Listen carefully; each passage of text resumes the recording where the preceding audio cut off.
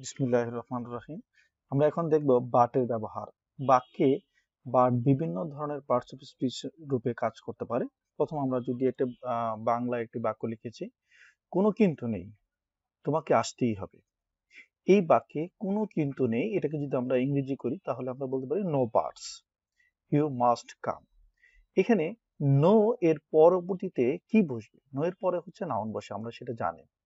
No এর পরে যে নাউন বসে সেটা আমরা যদি দেখি, যে আরেকটি বাক্য যদি আমরা লিখি, আমরা বললাম ধরেন আই হ্যাভ নো মানি। তাহলে এই যে দেখছি আমরা এখানে মানি শব্দটা রয়েছে, যে মানি, মানি এখানে কি মানে হচ্ছে কি নাউন। তাহলে আমরা দেখব যখনই আমরা নো বসাবো, নো এর পরে কি বসাবো? নাউন বসাবো। তাহলে কোনো কিন্তু নেই, এটা ইংরেজি হচ্ছে নো বার্ডস। এখানে বার্ড কি হিসেবে কাজ করছে? নাউন হিসেবে কাজ করেছে। পরের এক্সাম্পল